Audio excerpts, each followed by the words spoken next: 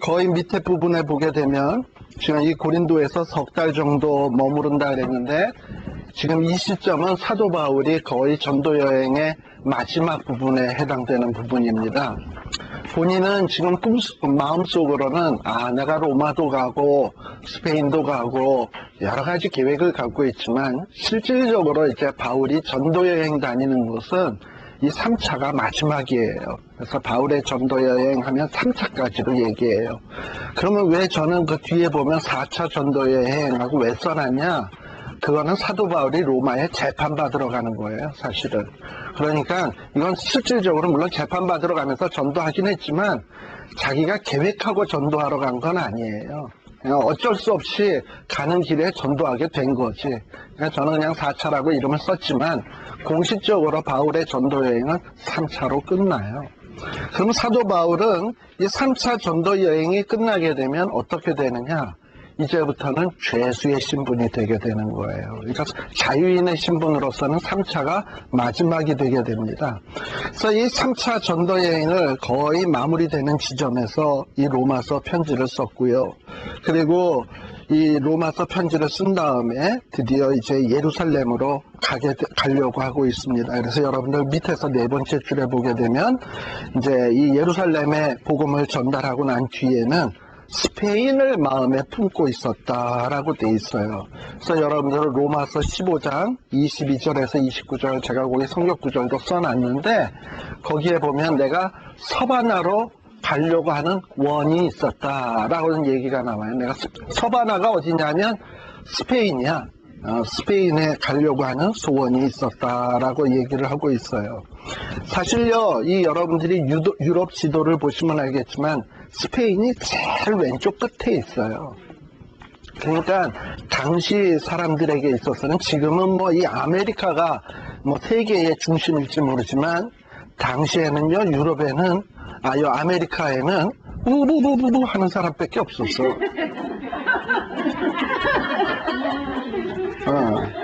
그리고 이 문명인들은 다 어디 있었냐? 유럽에 있었어. 그러니까 이 문명의 가장 끝은 어디냐? 그때 보면 사도 바울 입장에서 생각하면 스페인이에요. 그러니까 사도 바울은 무슨 생각이 있었냐면 우리 예수님이 승천하시면서 하신 말씀이 뭡니까? 오직 성령이 너희에게 임하시면 너희가 권능을 받고 유대와 예루살렘과 사마리아와 어디까지? 땅끝까지 내 증인이 되라 라고 했잖아요. 그런데 유대, 베드로가 열심히 전도하고 있죠. 유대지요. 사마리아 지역 사도행전 초창기에 보니까 빌립 집사가 사마리아까지 가서 열심히 교회 개척하고 열심히 하고 있죠.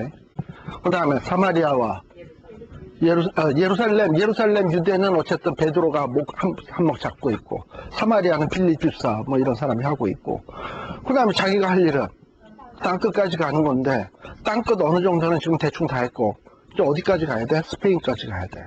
그러니까 사도 바울의 마음은 뭐냐 하면 하나님 예수님의 명령을 그 유언적으로 주신 명령을 내가 정말 마지막까지 순종해서 깃발을 꽂아야 되겠다는 이 야무진 소망을 갖고 있는 거야.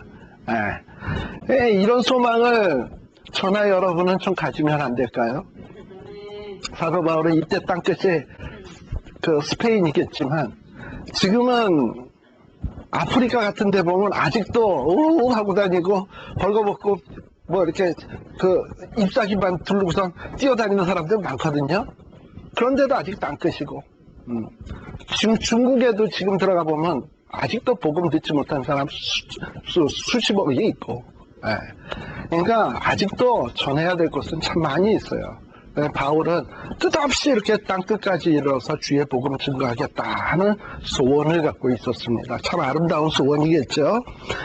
그리고서는 이렇게 알게 모르게 사도 바울은 자기가 3차쯤 되게 되니까 자기의 그 선교 활동들을 정리하기 시작을 합니다. 그러면서 이 로마서 편지를 아까 고린도에서 썼다 그랬는데 아까 내가 더 이상 이 지방에서는 일할 곳이 없다. 지금까지 전도를 한 것은 이만큼 내가 했다라고 이렇게 정리를 하고 있어요. 심지어 어디까지 전도했다? 일루리곤까지 내가 전도를 다 했다 하고서는 이제 내가 갈 곳은 로마와 스페인이다. 스페인으로 가는 길에 너희를 꼭 들리겠다 하면서 이 로마서 편지를 쓰면서 기록하고 있는 거예요. 예. 근데 이 로마의 형편은 어떠하냐? 다음 페이지에 보면 셋째 줄에 보게 되면 사실 사도 바울이 로마에 가본 적은 없지만 이미 로마에는 교회가 있었습니다. 그리고 이 로마에 있는 교회는 물론 교회라 그래서 지금처럼 건물이 있고 지금처럼 이렇게 사람들이 모여서 뭐 교회당 안에 의자가 있고 강대상이 있고 이런 교회를 얘기하는 거 아니야. 무슨 얘기냐면 가정교회라도 예수 믿는 성도들이 있었다는 얘기예요. 로마 안에. 예. 바로 이런 로마 안에 여러 그리스도인들이 있었어요. 그리스도인들이 있고 그게 바로 로마의 교회인 거예요. 교회가 있었는데 이 교회는 사도 바울이 세운 교회가 아닙니다. 일단 나중에 우리가 로마서를 공부할 때 또 얘기를 하겠습니다만은 그러면 이때에 이 사도 바울이 아직 로마에 가본 적도 없는데 어떻게 로마에 교회가 있나 의아할지 모르겠지만 이미요 이 이스라엘 사람이라고 하는 것은 참 그 이스라엘 역사가 험난해가지고 이 세계를 떠나서 그 망명객이라 그러나 방랑하는 사람들이 참 많았어요. 그게 언제부터냐? BC 722년에 예수님 오시기 전 722년 전에는 이스라엘 나라, 북이스라엘 나라가 아수르한테 망해가지고 아수르한테 전쟁에 패했을 때 많은 사람 아수르의 포로로 잡혀갔겠지. 근데 그 중에서 어떤 사람은 아수르가 싫은 사람은 북이스라엘에 살고 있으면 죽거다 이럴 수밖에 없잖아. 그러니까 딴 데로 도망가야 돼. 그래서 도망가지고 세계 각처로 흩어지기 시작했어요. 그때부터. 그 다음에는 또 남쪽 유다가 언제 망하냐면 BC 586년에 바벨론에 망하거든요. 그때 망할 때도 바벨론에게 잡혀갔거나 아니면 잡혀가기 싫으면은 딴 데로 도망가야 되는데 대표적으로 도망간 동네가 어디냐면 애굽이에요. 그래서 예레미야도 애굽으로 잡혀갔어요. 예, 도망가는 사람들에 의해서 애굽으로 갔고 또 어떤 사람은 애굽으로도 갔지만 그때 이미 다른 나라로 또 도망간 사람들이 있어요. 그래서 세계 방방곡곡에 주짓이 없는 곳이 없어요. 그래서 다 이렇게 해서 흩어진 유대인들이 참 많았는데 이렇게 흩어진 유대인들이 어디까지 갔냐? 바로 뭐 우리가 아까 바울의 전도 여행했던 뭐 갈라디아 지역에도 있고 가파도기아, 뭐 비두니아, 뭐 본도 안 간 데 없어. 그러던 사람들이 어디까지 갔냐면 로마까지 이미 유대인들이 가 있었어요. 그럼 그때 그 유대인들이 이미 예수를 믿는 성도들이었냐? 그때는 아니지. 유대인이지, 유대인. 그러니까 유대인들은 가는 곳마다 항상 뭘 하냐 하면 회당을 만들어. 우리 한국 사람은, 한국 그리스도인들은 가는 곳마다 뭘 만들죠? 교회 개척해. 그것처럼 이 주이시들은 가는 곳마다 회당을 만들어서 회당에 안식일날 모여서 율법을 강론하고 그래요. 그러면서 어떤 자기의 민족의식, 그 다음에 이 자녀들에게 국가관 심어주고 아주 이거에 철저합니다. 그런데요, 이 양반들이 그렇게 회당에서 예배를 드릴 때 항상 마음속에 아쉬움이 하나 있는데 그게 뭐냐면 우리가 이렇게 회당이 아니라 예루살렘 성전에서 우리가 율법을 배우고 제사를 지내면 얼마나 좋을까 하면서 이 예루살렘을 그리워하는 이 마음, 이거는 정말 견딜 수 없었던 거예요. 그래서 이 유대인들의 꿈은 뭐냐? 내 평생 소원 이것뿐 주의 일 하다가 아니라 내 평생 소원이 이것뿐인데 뭐냐면 예루살렘에 한번 가보는 거. 예루살렘 순례를 한번 해보는 거. 이게 평생의 소원인 거야. 디아스포라, 흩어진 유대인들의 꿈이에요.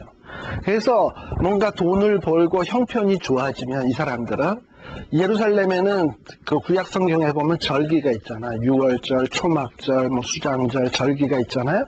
그리고 구약 성경에 보면 절기 때마다 이스라엘 사람들은 1년에 3차씩 예루살렘 성전에 나와서 하나님 앞에 보일지니라 라고 명령을 했잖아요.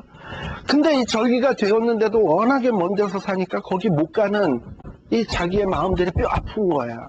우리들이 추석이 되거나 뭐 이랬을 때 고향 못 가는 게 속상하듯이 말이죠.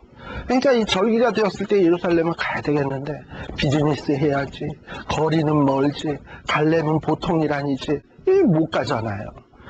근데 이 사람들이 소원이 뭐냐면 내가 비즈니스 성공해서 돈 좀 벌고 시간적 여유가 생기고 좀 여유가 생기면 내가 어느 절기 때는 내가 꼭 한번 예루살렘 가리라. 이렇게 작정하는 사람들이 있는 거예요. 훌륭한 유대인들은. 그랬는데 사도행전 2장 3장에 보게 되면 오순절날, 오순절이 절기 아닙니까? 이 절기 때에는 세계 각처에 이렇게 흩어져 있던 유대인들이 막 꾸역꾸역 다 모여들어. 그냥 모여들어서 예루살렘 성전 주변에서 얼쩡거린 사람이 얼마나 많은지 몰라요.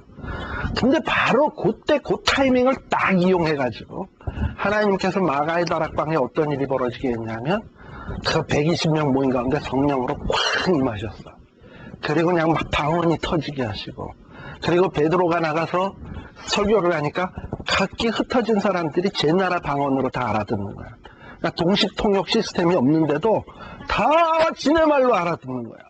그러니 그 중에서 로마에서 온 사람이 나 예루살렘 한번 가는 게 소망이라 그래가지고 꿈을 가지고 다 찾아와서 예루살렘 성전에서 주변에서 얼쩡거리고 있는데 웬 양반이 벌떡 일어서서 얘기를 하는데 뭐 구약 성경의 요엘서를 인용하면서 요엘에게 하나님이 얘기하지 않았냐, 하나님께서 성령을 너희에게 부어주시리니 하면서 요엘서 말씀을 다 인용해서 설교를 하는데 보니까 저 베드로가 어부래네.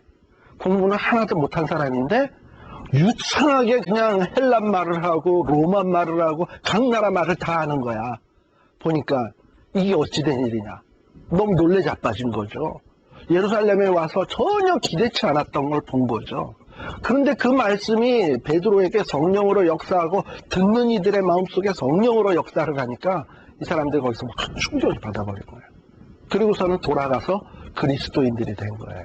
그러니까 이 로마에 있는 교회는 이미 오순절 때 베드로나 이 오순절에 왔던 순례자들이 예루살렘에 와서 오순절 성령 역사를 체험하고 그리고서 돌아가서 세워진 교회예요.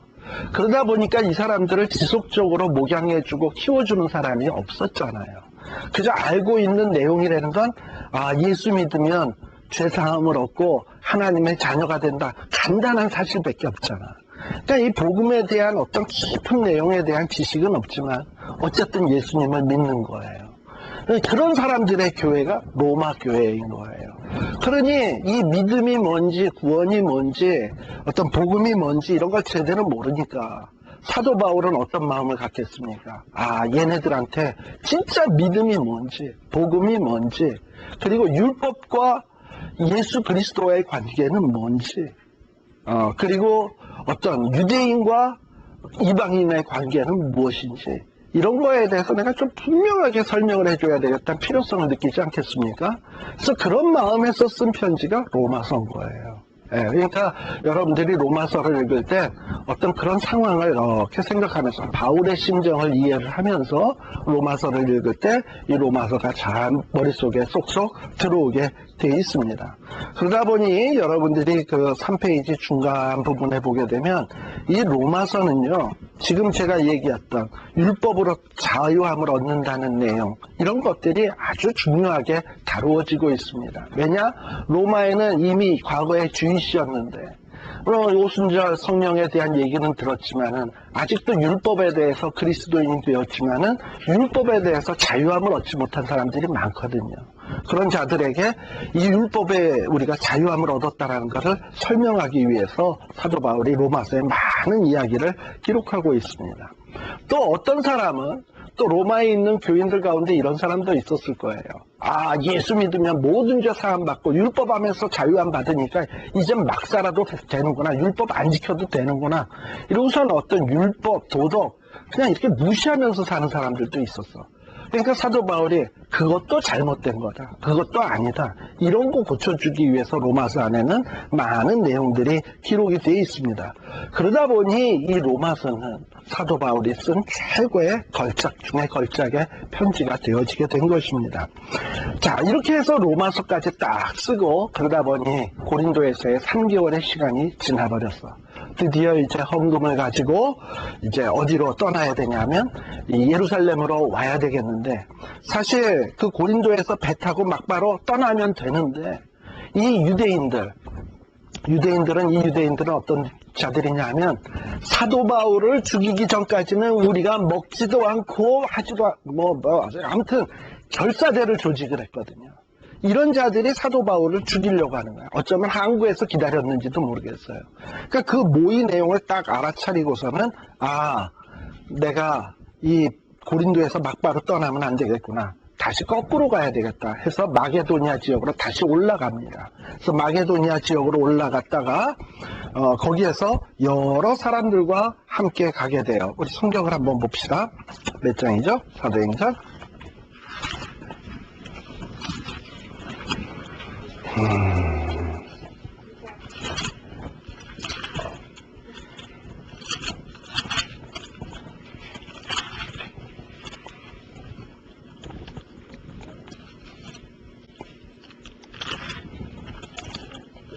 19장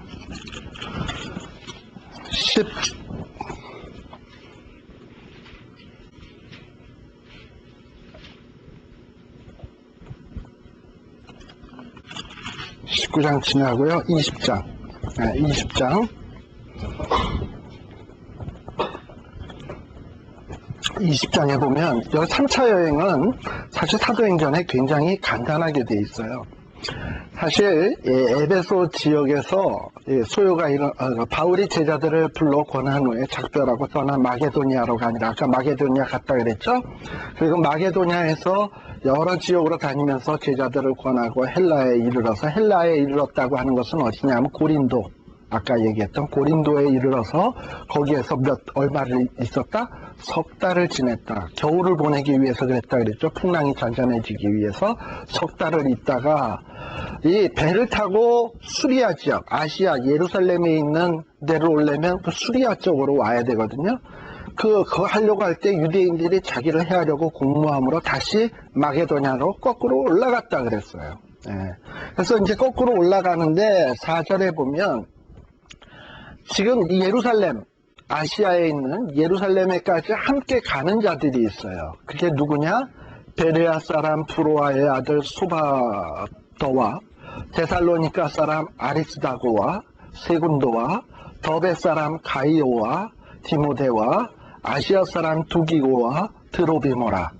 누가 누군지 별로 잘 모르겠지만은 아무튼 여러 사람이 있죠. 문제는 여러 사람이 있다는 게 중요해요. 그리고 각 지역에.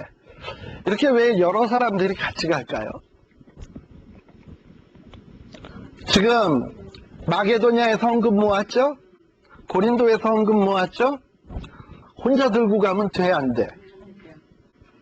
왜 안 되냐 하면 강도 만나면 혼자 하면 뺏기기 십상이고, 그래도 여러 사람이 있으면 강도 만날 위험도 좀 덜하고, 그러나 그거보다 더 중요한 이유, 돈은요 장사 없어. 그러니까 이 돈은 아주 공정하게 관리를 하려면 여러 사람이 함께 해야 돼. 설사 바울은 정직하게 했을 수는 있어요. 그러나 다른 사람들이 오해할 수 있어요. 따라서 바울은 그런 걸 알기 때문에 자기가 물론 자기 마음은 정직하지만 남들에게 투명하게 보이려면 이 헌금 관리는 각 지역의 대표, 여기 보면 어떻게 돼 있습니까? 베레아 사람, 데살로니가 사람, 더베 사람, 각 지역의 대표들이 다 있잖아.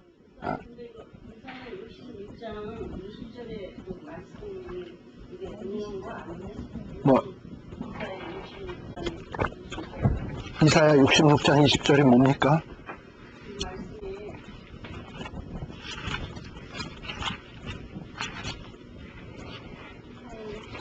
예, 그렇죠.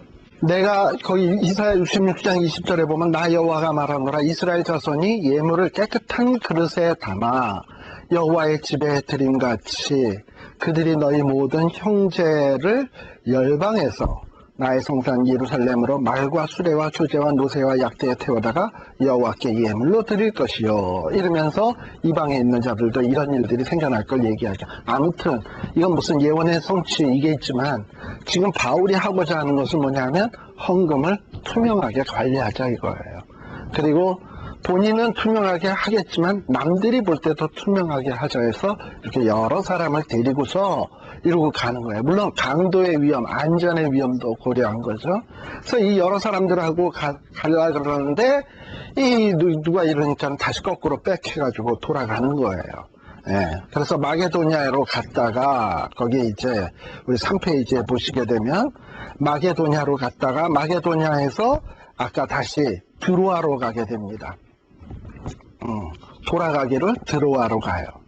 그래서 드로아로 가서 그리고 거기에서 빌립보로 가고 또 빌립보에서 배를 타고 드로아로 가서 아시아로 갈 일행들과 합류를 합니다. 7일 동안 거기서 드로아 지역에 머물러요. 아까 제가 이야기할 때 그 드로아 지역에서 그냥 패스하고 지나갔던 때가 있다 그랬잖아요. 그러니까 그게 못내 아쉬웠는지 드로아 지역에서 한 7일 동안을 머물면서 거기서 말씀을 강론하는데 그때 한 가지 우리들이 잘 아는 사건이 생겨납니다. 너무 제가 생각이 앞서 나가지고 말이 먼저 튀어나왔어. 창문에서 떨어진 사건이 나와서 뭐 떨어진다는 말이 먼저 튀어나오려고 그랬어요. 예, 그 유두고라고 하는 사람 아시죠? 이 드로아 사람이에요. 유두고가 사도 바울의 말씀을 듣다가 졸리운지 창틀에서 앉아서 듣다가 뿡 떨어져가지고 그야말로 죽어버렸어요. 그런데 바울이 기도해서 딱 살아나는 이런 놀라운 기적의 사건들이 바로 드로아에서 생긴 일이고, 그리고 그 다음에 아소에서 누가 일행을 만나고, 그리고 미들레네라는 지역으로 오게 됩니다. 그리고 또 미들레네에서 기오, 사모, 밀레도까지 오게 되는데요. 여러분들 그 지도를 보시면 알게 돼요. 다시 한번 첫 페이지에 보시게 되면, 자, 아까 그 고린도라고 하는 지역 있죠? 예, 고린도라고 하는 지역에 보면 위쪽으로 나 있는 화살표가 2개가 있을 거예요.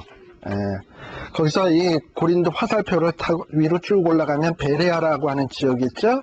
베레아에서 오른쪽으로 쭉 가다 보면 빌립보 나오죠? 빌립보에서 쭉 내려오면 드로아가 되겠죠?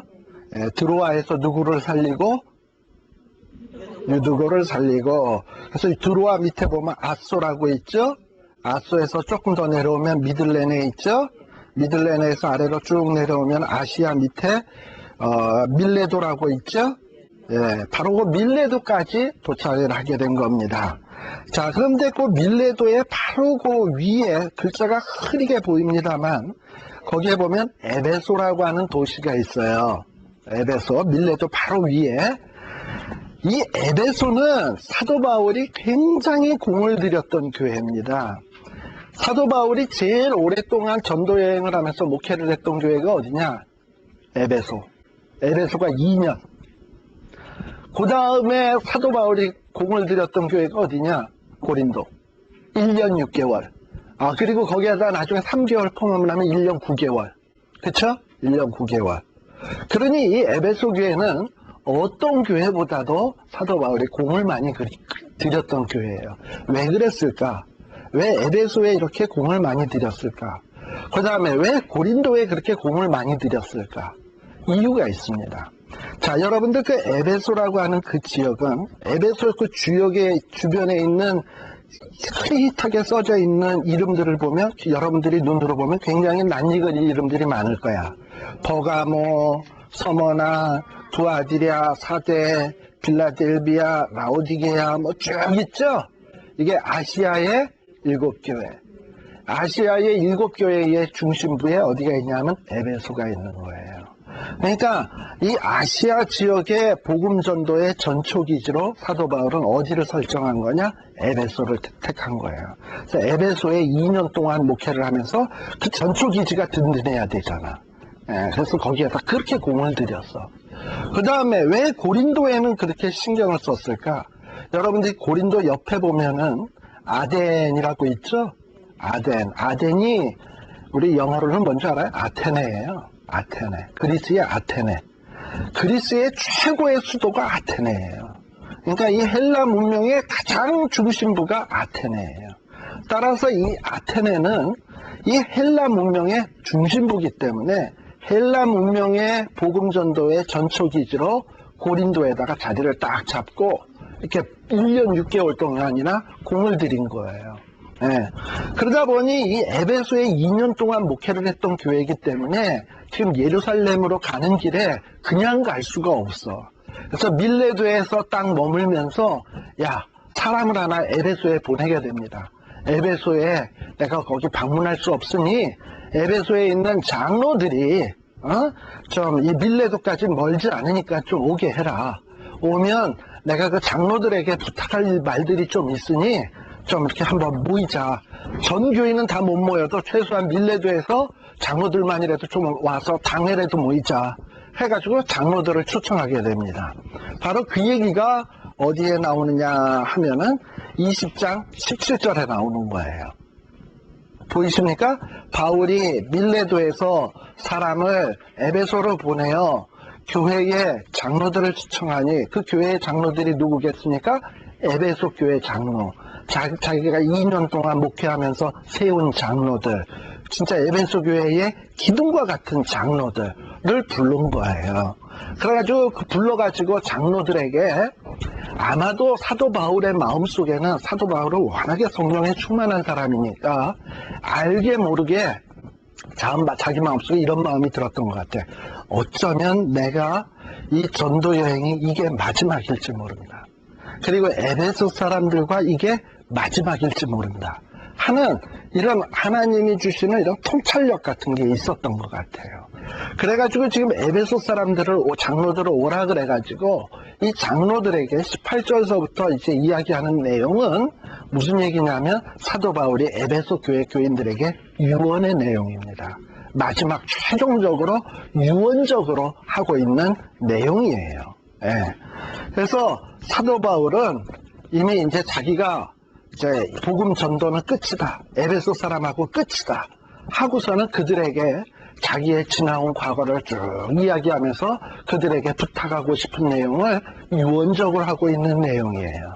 그래서 저는 이 사도행전 20장 18절에서부터 나오는 이 사도 바울의 이 유언적인 내용을 보면 정말 가슴이 찡해.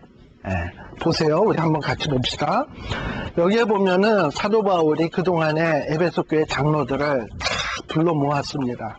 그래서 18절 첫머리에 뭐라고 돼 있어? 장로들이 오매. 이제 왔어요. 다 모였어. 그래서 이제 그들에게 이야기합니다. 야, 내가 너희에게 그동안에 2년 동안 너희에게 행한 건 너희들 다 알지? 내가 너희들을 얼마나 정성 들여서 목회했던 거 알지? 하고서 얘기하는 거예요.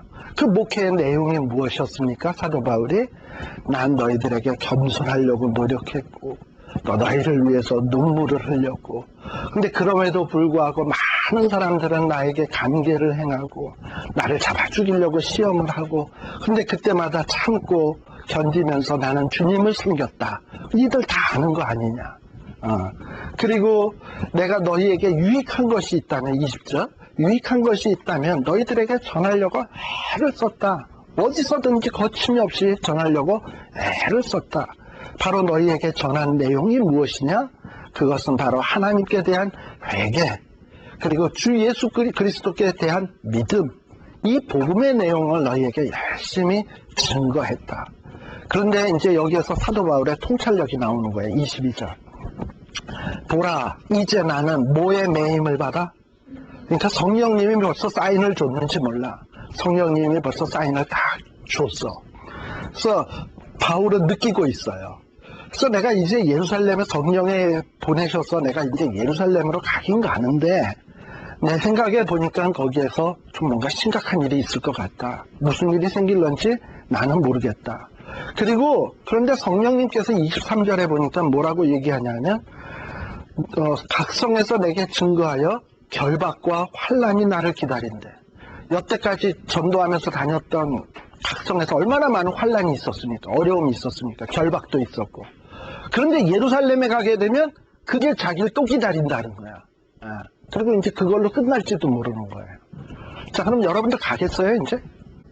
하나님 앞에 기도를 딱 했어. 내가 지금 뭘 하려고 그러는데 기도를 딱 했어. 그랬더니 성령님이 야, 너 이제 거기 가면 결박도 있고 환난도 있고 어려움도 있다. 알고 가라. 하면 여러분들 가봤어요?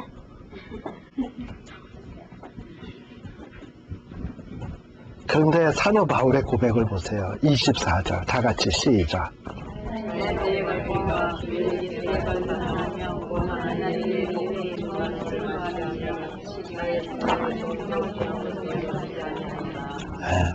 예루살렘으로 가면 자기도 벌써 이미 성령을 통해서 사인 받았어. 환란이 기다리고 결박이 기다리고 어쩌면 죽을지도 몰라. 다 알아요. 그러나 지금 바울이 해야 될 일은 뭐냐면 예루살렘 교회와 이방인의 교회를 하나로 만들어야 돼. 그리고 이제 자기는 스페인과 로마로 전도하러 가려는데 예루살렘 교회가 그거를 좀 인정해 줬으면 좋겠어. 여러 가지 지금 주의 하나님 나라 사역을 위해서 꿈을 갖고 있는 거예요. 그러니까 그 일을 위해서는 자기는 예루살렘으로 반드시 가야 돼.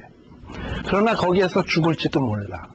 그러나 바울은 자기의 꿈과 하나님께 받은 사명, 자기가 해야 될 일이 있다면 그 일을 위해서 내가 만일에 생명을 잃어버린다 할지라도 그 생명 잃어버리는 것을 조금 더 귀한 것으로 내가 여기지 않겠다. 설사 죽는다 하더라도 난 가야 되겠다. 그리고 이것이 주님에게 유익이 된다면 나는 이 일을 해야 되겠다 하고 장로들을 모아놓고 이렇게 유언적으로 설명하고 있는 거예요. 혹 여러분들은 나중에 후일 여러분들의 자녀들한테 유언을 한다면 뭔 유언을 하겠습니까? 애들이 자 이제 내가 죽을 때가 됐으니 애들을 다 불러 모아라 해서 오매, 아까 여기 18절에 나오듯이 애들이 와서 오매. 그러고서는 이제 유언을 한다고 딱 하는데 얘들아 내가 살아보니 뭐니 해도 뭐니가 최고니라. 이래야 되겠습니까? 아니면은 애들을 딱 불러 모아놓고 얘들아 살아보니 정말 예수님이 최고다. 너희들 예수님 잘 믿고 그리고 너만 믿는 것으로 끝나지 말고 너가 믿고 있는 예수를 많은 사람들에게 알려주고 또 그들을 구원받게 하는 일을 열심히 해라. 내가 이 일을 위해서라면 내가 또다시 산다 하더라도 나는 이 일을 위해서 살겠다. 이 일을 위해서 골백 번 생명을 마친다 하더라도 나는 이 일을 하겠다 하고 간다면 여러분들의 자녀가 그런 얘기를 딱 들었을 때 그 마음이 어떨까? 지금 에베소 교회의 장로님들의 심정이 이해가 되십니까? 바울이 이 얘기를 하는데요. 쭉 얘기하는데 그리고 보세요. 사도 바울이 뭐라고 얘기하냐. 25절에도 보면 보라 내가 너희 중에 왕래하며 하나님의 나라를 전파하였으나 여태까지는 너희들에게 왔다 갔다 하면서 주의 복음 증거했지만 지금은 너희가 다 내 얼굴을 다시 보지 못할 줄 아노라. 끝이다 이거죠. 이제 바울과 에베소 사람들하고는 이제 헤어질 거예요. 영원히 이제 어디에서나 만나게 되냐면 아마 바울과 에베소 교회 장로님들은 천국에서나 만나게 될 거예요. 마지막으로 하는 말이에요. 그러면서 이 사도 바울이 이렇게 마지막 유언적으로 이야기하는 것입니다. 그리고 35절에 보세요. 21장에 보게 되면 28절부터 봅시다. 28절부터 보게 되면 자, 너희 장로님들 28절 너희 장로님들은 양떼들을 위해라. 그리고 양떼들을 위하고 양떼들을 위해서 너희들을 감독자를 삼았고 하나님이 자기 피로 사신 교회를 치게 했다. 근데 내가 떠난 후에는 이 에베소 교회 안에 흉악한 일들이 들어올지도 모르겠다. 그런데 그런 일들을 누가 다 이제는 막고 해야 되냐 하면은 이 장로님들이 해야 돼. 그러면서 이런 부탁을 하면서 지금 사도 바울은 마지막 부탁을 하고 있는 거예요. 저는 이런 생각이 들어요. 무슨 생각이 드냐면, 제가 이렇게 성경 공부, 말씀 사랑 훈련 이렇게 해서 성경 공부 모임을 이렇게 모입니다만, 언제까지나 내가 이 일을 할 수 있을까? 여러분들하고 언제까지나 만날 수 있을까? 그건 몰라. 그러나 제 지금 생각은 뭐냐면, 내가 여기 LA에 있는 날은 끝까지 한다. 계속 한다 하는데, 그건 아무도 모르는 거예요, 사실은. 그러니까 어쩌면 오늘이 이게 마지막이 될 수도 있는 거고, 아니면은 그 다음이 마지막이 될 수도 있고, 뭐 너무 아무도 모르는 거예요. 근데 내가 한 가지 여러분들한테 부탁하고 싶은 것이 있다면, 여러분들의 성경 공부가 아니라 여러분들 머릿속만을 채우는 것으로 끝나기를 전 진짜 바라질 않아요. 정말 여러분들이 배웠으면 배운 만큼 교회 안에서 섬기는 자들이 되시라고, 이제 말씀대로 섬기는 자들이 되고, 또 여러분들이 구역장 혹은 전도사님 혹은 뭐 여기 집사님 뭐 이런 사람들이라면, 혹은 교사 이렇다면은 여러분들이 잘 배운 대로 가르치시라고. 그렇게 해서 하나님이 예수님의 피로 사신 교회를 잘 돌보시게 하는 게 사실 제가 이 일하고자 하는 목적이에요. 근데요, 사실 베드로도 사도 바울도 그랬을 거 아니에요? 사실 뭐 당시에 바울의 말씀 듣던 사람들 가운데 뭐 변변한 사람 뭐 있어. 다 그게 거기가 거기지. 그런데요, 누가 봤을 땐 정말 그렇게 대단해 보인 사람 없었을 거예요. 그러나 대단해 보이진 않았지만 바울의 복음을 듣고 변화를 받아서 그들로 말미암아서 전해져서 오늘날 우리까지 있게 된 거 알아요? 그렇다면 제가 이렇게 전한 이 말씀들이 여러분들이 영향을 받고 저 받은 영향을 또 남에게 영향을 끼친다면 훗날 이게 어떤 결과가 생겨질지 그건 모르잖아. 엄청난 일이 생겨질지 모르는 거야. 세상 사람들이 보면 뭐 저 사람들 토요일날 모여서 한 20명도 안 되는 사람들 모여서 뭐 쑥덕쑥덕 거리는 것 같은데 좀 뭐 하는 거야? 이 토요일날 그 좋은 날 골프나 치지, 뭐 살로 들로 놀러 나가지, 이게 뭐 하는 짓이야 이럴지 모르지만, 어떤 이런 모임에서 어떤 한 말씀에 의해서, 아까 사도 바울의 말 같은 경우, 내가 주의 복음을 증거하는 일을 위해서라면 내 생명을 조금 더 귀한 것으로 여기지 않겠다라는 그 말씀이 여러분들 가슴을 그냥 탁 뺏겨서 나도 좀 그렇게 한번 살아야 되겠다 해서 여러분의 인생을 바뀌는 계기가 되었다면, 그 일을 통해서 어떤 위대한 일이 생겨질지 누가 아냐고. 그렇지 않습니까? 그거는 노바지는 아무도 모르는 일이에요. 제가 바로 기대하고 바라는 것이 그런 것입니다. 그래서 이런 어떤 성경 공부의 모임을 통해서 누군가가 정말 말씀을 통해서 깨지고 부서지고 삶이 변화되고 교회 안에서 정말 하나의 썩어지는 미랄들이 된다면 저는 그 이상 기쁨이 없을 것 같아요. 그래서 여러분들 보세요. 35절에 보면 바울은 뭐라고 얘기하냐? 나는 범사에 너희에게 본을 보였다. 어떻게 본을 보였냐? 이같이 수고하여 어떤 사람을 돕고 약한 사람을 돕고, 또 주 예수의 친히 말씀하신 바 뭐가 복이 있다? 주는 것이 받는 것보다 복이 있다 하니라 라고 했어요. 사실 사도 바울은 이렇게 산 거예요. 매사에 이렇게 본을 보이면서 주려고 했고, 받기보다는 주려고 했고, 베풀려고 했고, 투자했고, 자기의 시간을 투자했고, 건강을 투자했고, 자기의 모든 것을 투자했잖아요. 사실 바울의 전도 여행의 여정이라는 게 이게 보통의 여정입니까? 어떨 때 보면 우리는 지금 차례도 타고 다니지? 저도 사실 많이 다녀요. 뭐 오렌지 카운티도 다니고 막 이렇게 다니는데, 어떨 때는 차 타고 다니다 보면 트래픽이 팍 막힐 때, 정말 짜증날 때 있어. 거기에다가 트래픽을 막혔는데 화장실에 가고 싶을 때, 이건 진짜 돌겠어요. 왜냐하면 트래픽이 막혔으니까 다음 일지실에도 나와야 뭐 데니스에도 들어가고 맥도날드에도 들어가는데, 이 일지 깔려는데 20분 이상씩 걸려버리는데 이거 어떻게, 이거 정말 미치지. 그럴 때는 속으로 그런 생각이 들어요. 내가 이 일을 왜 해야 돼? 이러다가도 바울 한번 생각해 봤어요. 바울은 그때 무슨 차가 있으나 그래도 에어컨이라도 틀어놓고 차라도 타고 음악도 듣고 뭐 설교도 듣고 이러고 가지? 그러나 바울은 돌에 맞는 위험, 파손당하는 위험, 각종의 위험을 당하면서 그러고 말씀 증거하러 다녔대. 왜 그러고 다녔어요? 그러니까 다니면 떡 준대 누가? 밥 준대? 집 준대? 바울은 예수 그리스도의 복음을 거저받았습니다. 거저받았으니까 거저줘야 되는 거예요.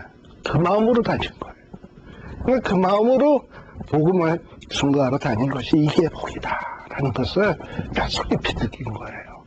그러니까 저도 여러분들한테 바라고 싶은 마음이 이거예요. 제가 뭐 여러분들한테 돈을 요구합니까? 뭘 요구합니까? 전 그런 거 바라고 싶지도 않고, 그냥 제가 거저받았던 복음, 거저받았던 말씀 여러분들이 있는 그대로 받으시고, 여러분들도 나가서 거저주시라 이 말이지. 그게 복이야. 그게 복이야. 그게 축복이고 그게 은혜인 거예요. 그래서 저는 어떨 땐 이런 일 하는 게 너무 신나고 재밌어요. 그리고 너무 즐겁고. 그래서 사도 바울이 바로 이 에베소 교회 장로님들한테 내가 거저받았으니 내가 너희들도 거저줘라 하면서 그들과 함께 36절, 37절 보세요. 무릎을 꿇고 모든 사람들과 기도하면서 함께 눈물을 흘리며 목을 안고 입을 맞추고 그리고서는 영원히 이별하지만 아마도 바울이 말했던 이 말은 에베소 장로들에겐 죽는 그날까지 잊혀지질 않았을 것입니다. 그리고 바울이 본을 보였던 것처럼 그들은 에베소 교회에 본을 보였을 것이고 그들의 손으로 말미암아 아까 그 에베소 주변에 있는 빌라델비아, 서머나, 라오디게아 이런 교회들이 아마 세워지게 되고 그런 교회들이 든든하게 성장될 수 있었을 거예요. 바로 이렇게 주의 복음을 증거하는 사람들의 이 발길의 모습들을 우리들이 그냥 무슨 여행하듯이 관광지 구경하듯이 볼 것이 아니에요. 내가 가야 될 길이고 내가 해야 될 일이고 하는 것을 여러분들이 이 안에서 발견하시길 바래요. 이러고서는 이제 바울이 에베소에 있는 장로들과 빠이하고서는 이제 예루살렘으로 가게 되는 겁니다. 그래서 가는데 이제 드디어 그 밀레도에서 배를 타고 이제 행선하여 고스로 가서 로도로 가서 바다라로 가서 여러 지명들이 나오죠. 베니게로 건너가는 배를 만나서 구브로를 바라보고 왼편에 두고 수리아로 행선해서 두로에 상륙하니 라고 되어 있습니다. 지도를 한번 보세요. 여러분들 지도를 보시게 되면 아까 그 밀레도라고 하는데 찾으세요. 자, 밀레도라고 하는 데서 이제 아래로 내려오다 보면은 거기에 보면 고스라고 하는데 큰 하우스 밑에 고스라고 있죠? 고스에서 한번 섰다가 그 밑에 이렇게 뺑그로 한번 돌아서 로도라고 있죠? 흐릿하게 로도에서 바다라 찾으셨어요? 예, 바다라에서 거기에서 배를 타고 쭉 내려오는데 구브로 아래쪽으로 해가지고 어디로 오느냐면 시돈과 두로라고 되어 있는 두로라고 하는데 화살표 두 개가 아래로 쭉 내려오는데 위에 화살표 보면은 두로에 도착을 하죠. 예. 거기에 보면 두로가 어디냐면 가이사라 위에 프톨레미아 위에 두로 있죠. 바로 그 두로에 도착을 하게 된 거예요. 바로 이 두로는 아시아 지역입니다. 이 아시아 지역으로 드디어 들어오게 된 거예요. 그리고 이제 이 두로에서부터 아래로 내려오면서 결국은 어디로까지 오게 되느냐 하면은 예루살렘까지 오게 되는 거예요. 예. 자, 그래서 이제 요 얘기가 이제 여기서부터 시작을 하게 되는데, 자, 두로에서, 7절에 보게 되면, 또 두로로부터 수로를 다 행하여 돌레마에 이르러 형제들의 안부를 묻고 그들과 함께 있다가 별 특별한 일이 없어요. 그리고 이튿날 떠나 어디에 이르게 되냐면 가이사라에 이르러 7 집사 중 하나인 누구를 만나? 전도자 빌립의 집에 들어가서 유하니라 하고서는 특별히 가이사라 지역에서 빌립 집사님네 집에 바울이 방문을 하게 됩니다. 왜 빌립 집사님의 집에 방문을 했을까요? 빌립 집사님네 집에 방문하게 된 이유는 있습니다. 그 이유가 뭐냐 하면 여러분들이 과거 우리 사도행전 처음에 시작할 때 에베소 교회가 크게 부흥하고 발전했어요. 부흥하고 발전하다 보니까 교회 안에 문제가 생겼는데 어떤 문제가 생겼냐? 히브리파 과부와 헬라파 과부의 이 구제하는 문제로 인해서 다툼이 일어났어요. 그래가지고 사도들이 야 이거 이렇게 냅뒀다간 문제가 커지겠다. 근데 우리 사도들이라는 게 말씀 전하는 일과 기도하는 일에 전무해야지 이런 구제하는 일에 매여서 하다가는 이 사도로서 할 일을 제대로 못하겠다 해가지고 누굴 세우죠? 7 집사. 7 집사 세웠을 때 그 중에 있었던 사람이 스데반도 있고 빌립도 있었어. 바로 이 빌립이야. 그러니까 7 집사가 하는 일은 주로 뭘 하는 일입니까? 구제하는 일. 지금 사도 바울은 뭘 갖고 갑니까? 구제헌금. 구제헌금은 각 지역에서 받은 구제헌금을 가지고 가잖아. 근데 과거 이미 예루살렘 교회에 어떤 문제가 생겼냐면 구제헌금을 전달했는데 헬라파 사람, 히브리파 사람 분쟁이 일어났잖아. 그러니까 이 헌금을 이방인들의 헌금 갖고 갔다 괜히 또 이것도 나눠주는데 누군 더 받고 덜 받고 해가지고 삐져가지고 교회 나오네 안 나오네 이렇게 돼서 문제가 복잡해지면 오히려 주느니만 못하잖아. 네, 주느니만 못하잖아. 안 주느니만 못하잖아. 안 주느니만 못하잖아. 그러니까는 이 사도 바울이 이게 구제 헌금을 갖고 가지만은 뭔가 이걸 좀 지혜롭게 해야 될 텐데 이 조언을 누구한테 제일 잘 들을 수 있냐 하면 그때 그 구제 헌금의 문제를 해결했던 장본인 스데반 집사님은 돌아가셨으니까 어쩔 수 없고 빌립 집사가 있잖아. 빌립 집사가 가이사랴에 딱 있는 거야. 그러니까 그 집에 가서 며칠 동안은 머물러 있어? 네. 그 빌립 집사네 집에 들어가서 거기에서 빌립에 들어가서 집사네에 들어가서 아마 여러 가지 조언도 듣고 어떻게 예루살렘을 구제해야 되는지 이런 얘기들을 상의했던 것 같아요. 그러면서 이제 그 집에서 있는데 그 빌립 집사님네 딸이 하나 있어. 딸이 근데 예언을 하는 선지자야. 이름은 아가보. 아가보인데 이 아가보가 턱 오더니 바울의 수족을 꽁꽁 묶네. 그러면서 예언하기를 네가 예루살렘에 가면 요렇게 된다 하고 예언해버린 거예요. 그러니까 결국은 뭐냐면 바울은 이제 예루살렘에 가면 잡혀야 되고 거기에서 결박을 당해야 되고 죽어야 돼요. 그거를 이 빌립의 딸이 예언을 하는 거예요. 그때 많은 사람들이 뭐라고 얘기를 하냐면 12절에 보면 그런 예언의 말을 듣고서는 바울 선생님 이 구제 헌금이 문제가 아닙니다. 바울 선생님과 같은 분이 예루살렘에서 감옥에 갇혀서야 되겠습니까? 가지 마십시오. 가지 마십시오 하고 다 하나같이 말리네. 그러나 이때 또 바울이 대답하는 말을 보세요. 너희가 어찌하여 울어 내 마음을 상하게 하느냐. 주 예수의 이름을 위하여 나는 결박을 받을 뿐 아니라 예루살렘에서 죽을 것도 각오하였노라 라고 얘기를 하고 있어요. 여러분들 이 바울에 가는 발걸음에 이 비장한 각오를 하고 가는 발걸음을 아십니까? 아마도 저는 이 바울이 이렇게 된 데는 이전에 바울에게 영향을 미친 사람이 있으리라고 생각이 돼요. 저는 그 사람이 누굴까 생각을 해보면 가장 대표적인 인물은 역시 스데반일 것 같아요. 바울이 스데반을 돌로 치는데 거의 주동되다시피 했던 사람 아닙니까? 옷을 맡아서. 그러니 아마 바울은 자기 일평생에 제일 미안한 분이 있다면 첫 번째는 예수요. 왜냐하면 예수 믿는 사람을 너무나 괴롭혔으니까. 예수요. 그 다음에 미안한 사람이 있다 그런다면 아마 스데반 아닐까 싶어요. 그런데 그 스데반 집사님은 마지막 돌아가시는 모습이 어땠습니까? 짱돌에 맞으면서 피를 철철 흘리면서 하늘을 향해서 기도하는데 그 얼굴이 천사와 같았고 자기는 살기가 든든해가지고 스데반처럼 죽어야지 이러고 쳐다보고 있는데 은근히 스데반은 사도 바울을 바라보면서 주여 저자는 저가 하는 일을 알지 못하나이다. 저자를 용서하여 주옵소서. 아마 그 기도하는 모습이 이 사도 바울의 머릿속에는 팽팽팽팽팽 돌았을 것이고 그게 기도의 내용이 기존에 항상 메아리를 쳤을 거예요. 그래서 그걸 떨쳐버리려고 오히려 사도 바울은 더 열심히 스데반이 죽고 난 다음에 더 열심히 예수 믿는 사람들을 잡아 죽이려고 그건 발악이라 그래야 돼. 발악을 했어요. 어디까지 갈 정도로? 다메섹에 갈 정도로. 그러나 다메섹에 가던 도중에 예수님의 사도 바울을 완전히 사로잡아 버렸잖아. 포로로 잡아버렸잖아. 그래서 사도 바울이 변화된 거거든요. 그러니까 아마 사도 바울의 마음속에는 맞아. 스데반 집사님은 돌에 맞으면서도 나를 위해서 기도했고 죽으면서까지 그 얼굴이 천사의 얼굴로 빛났는데 그건 나 같은 내가 이렇게 복음에 비친 자, 예수를 핍박했던 자, 죄인 중에 괴수와 같은 자가 주의 복음 증거하는 일에 있어서 그까짓 거 죽으면 좀 어때?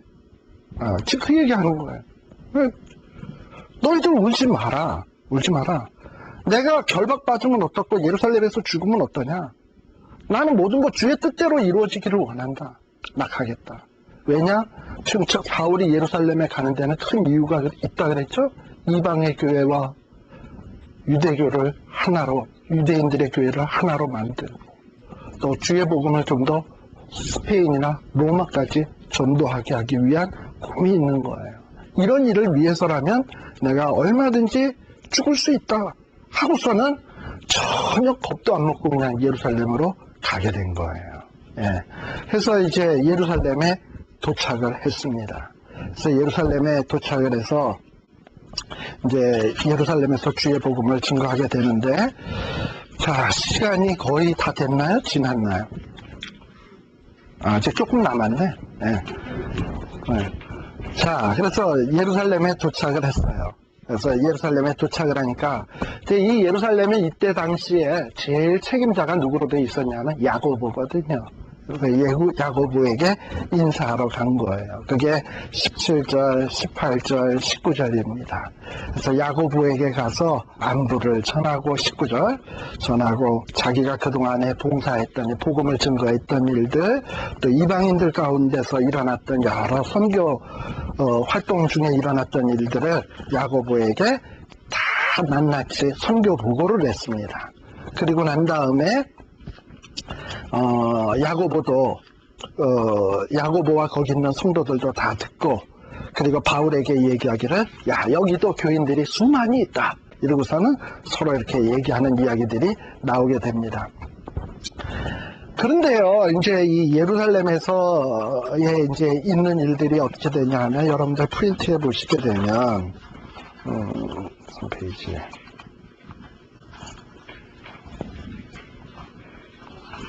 네, 이제 4페이지네. 4차 전도여행. 자, 요 4차 전도여행부터는 다음 시간에 합시다, 여러분. 네, 그래서 다음 시간에는 진짜 사도 여러분들이 정말 앞서간 사도들의 발자취를 뒤따를 수 있는 여러분들 되시기를 간절히 바랍니다. 기도하겠습니다. 아버지 하나님 감사합니다. 참으로 우리를 귀한 하나님의 자녀로 삼아주시고, 우리에게 귀한 믿음을 선물로 주심을 감사를 드립니다. 하나님 아버지, 정말 우리는 거저받았습니다. 그러나 하나님은 피를 철철 흘리면서 우리에게 이런 은혜의 복음, 은혜의 구원을 주셨습니다. 이런 엄청난 은혜 거저받았사오니 하나님 아버지, 이제 우리도 나가서 거저줄 수 있는 자들 되게 하여 주시옵소서. 사도 바울은 예수 믿고 나머지 돌아가시는 그날까지 일평생 주의 복음 나눠주며 사랑을 나눠주며 살았습니다. 하나님 아버지, 이런 삶의 모습이 이제 우리의 나머지 인생의 모습이 되게 하여 주시옵소서. 예수님 이름으로 기도드리옵나이다. 수고하셨습니다. 마치겠습니다.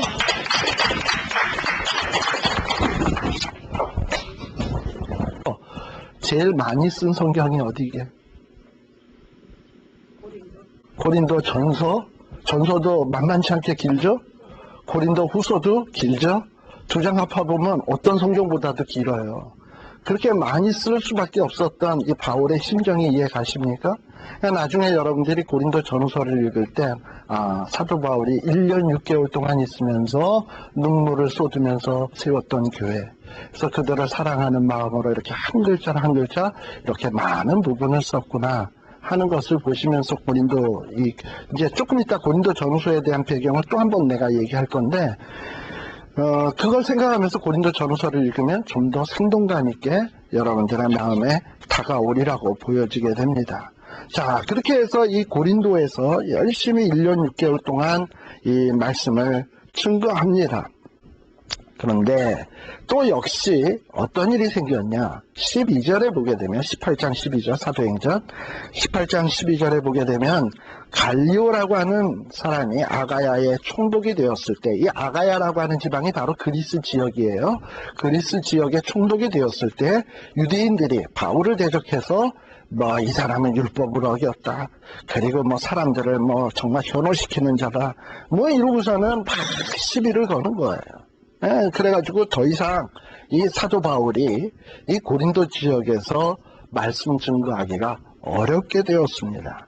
그래서 이 사도 바울이 조금 더 있다가 그래서 재판까지 가게 되는데, 거기에 보면은 갈리오가 그 일에 대해서 별로 상관치 않으니까 풀려나게 돼요.